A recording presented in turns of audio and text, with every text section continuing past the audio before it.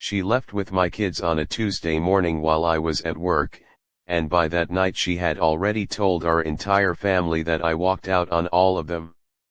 My name is Ryan Walker. I am 36 years old, and for 11 years I worked as an electrician in Columbus, Ohio, building a life I thought was solid.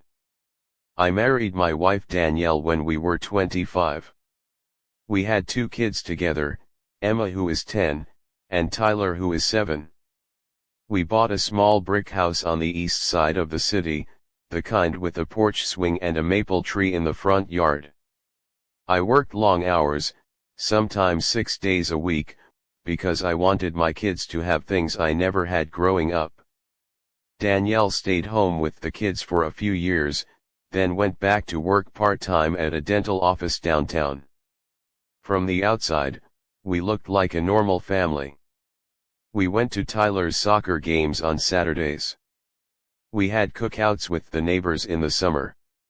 Danielle's parents lived 20 minutes away in Westerville, and we saw them almost every Sunday for dinner. I never imagined any of that would fall apart, because I thought we were building something permanent. I thought the arguments we had, about money, about my hours, about who was more tired at the end of the day, were just normal parts of marriage. I did not see what was coming. I did not see that Danielle had already started planning her exit long before she ever said a word to me about it. It started small, the way most things like this do. Danielle began staying up later on her phone, turning the screen away from me when I walked into the room. I asked her once who she was talking to and she said, "Just a friend from work, nothing you need to worry about." I believed her because I had no reason not to. A few weeks later she started picking fights over nothing, telling me I never helped enough around the house, that I was married to my job instead of my family. I tried to fix it. I cut back on overtime. I started picking Tyler up from school twice a week. None of it seemed to matter. The distance between us kept growing no matter what I did. Then one Tuesday I came home from a job site covered in drywall dust and the house was empty. Not messy, not in disarray, just empty. Danielle's closet was cleared out. The kids' backpacks were gone from the hooks by the door. Emma's stuffed rabbit that always sat on her bed was missing too. I called Danielle's phone 4 times and got nothing. I called her mother, and her mother's voice was cold and clipped when she answered. Danielle told us everything, Ryan. She's safe. The kids are safe. You don't need to keep calling. I stood in my own kitchen holding my phone, trying to understand what I had just been told. Everything about what I asked her. What did I do? Her mother's answer still replays in my head. You know what you did. Don't make this harder than it already is. I did not know. That was the terrifying part. I genuinely did not know what I was being accused of. Over the next few days, I found out through a mutual friend that Danielle had told her entire family, and apparently half of our old neighborhood, that I had abandoned her and the kids.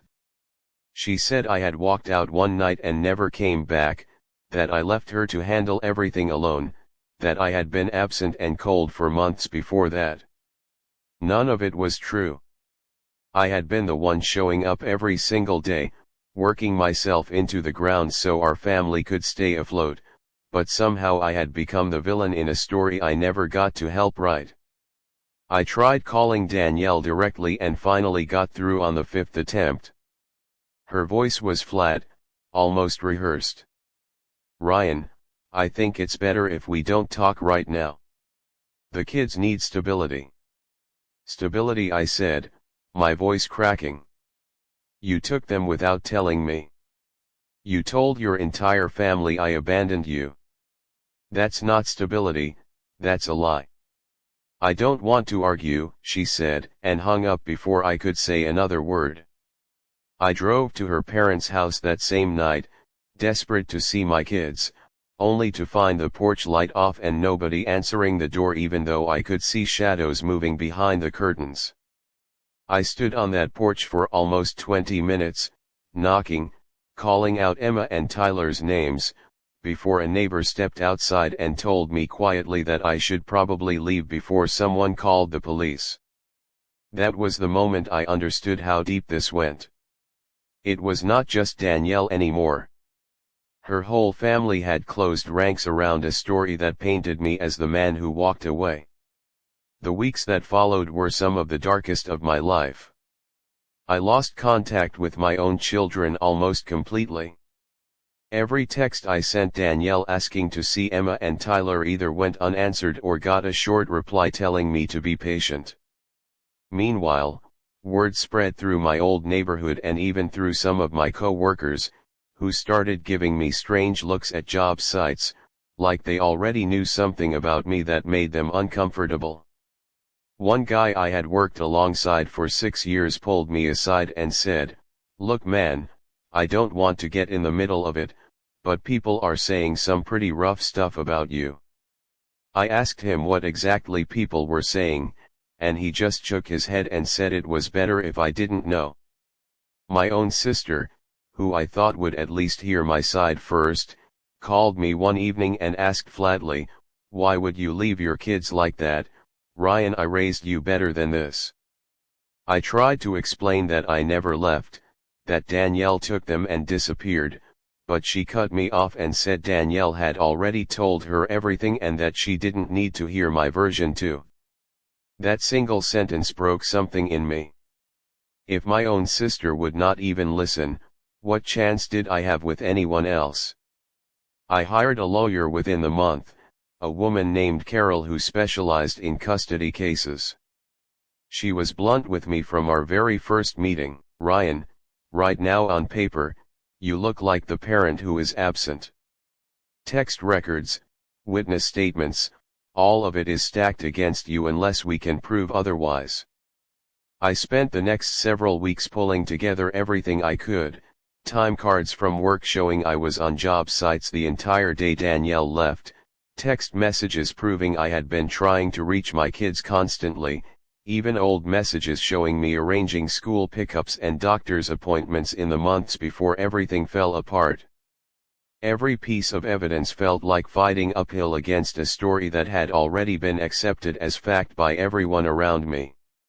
The lowest point came on a rainy Thursday night about 10 weeks after Danielle left. I was sitting alone in that same brick house, the maple tree outside dripping water onto an empty porch swing, and I realized I had not heard my daughter's voice in over 2 months. I sat on the kitchen floor with my back against the cabinets and I cried in a way I had not cried since I was a kid myself. I remember thinking that maybe it was easier to just let people believe what they wanted to believe, that fighting felt pointless against a lie that had already spread so far. For one dark night, I genuinely considered giving up the fight entirely. But somewhere around 3 in the morning, staring at a photo of Emma and Tyler on my phone, something shifted in me. I realized that giving up would mean letting my children grow up believing their father walked away from them, and I could not let that lie become the truth they carried for the rest of their lives. That night I made a decision. I was not going to wait quietly for the court system or for people to come around on their own. I was going to fight for the truth, no matter how long it took or how many people had already made up their minds about me. I went back to Carol the next morning and told her I wanted to push for an emergency custody hearing. We built the case methodically over the following weeks, time cards, phone records, even a statement from a co-worker who remembered me showing him pictures of the kids the very morning Danielle disappeared, proved that I had no idea anything was coming. Slowly, the picture started to shift. The court hearing finally came almost 4 months after Danielle left. I sat in that courtroom watching her tell the same story she had told everyone else, but this time it was met with actual evidence instead of assumptions. My time cards showed I was at a job site 50 minutes away the entire day she left. My phone records showed dozens of unanswered calls and texts, all from me, all desperate, none of them ignored on my end. The judge granted me shared custody that same day, with a clear schedule that gave me my kids back for the first time in months. The first time I saw Emma after the hearing, she looked at me with a confusion that broke my heart all over again. We were sitting in my car in the school parking lot, and she turned to me and asked, "Dad, why did everyone tell me you left us and didn't want to see me anymore?" I did not want to badmouth her mother, but I also refused to let another lie take root. "I never left you, sweetheart," I told her. "I have been trying to see you and your brother every single day since your mom took you. I don't know what you were told, but I want you to know the truth, straight from me." She was quiet for a long moment, staring out the window, before she said something that I will never forget. "I believed them, Dad. I believed you didn't want us anymore." Hearing my own daughter say those words nearly broke me, but it also confirmed everything I had been fighting for. Over the following months, as the custody schedule held and Emma and Tyler spent real, consistent time with me again, the truth slowly rebuilt what the lie had almost destroyed. My sister eventually called to apologize after hearing the full story from a mutual friend who had seen the court documents. Some people never apologized at all, and I learned to live with that.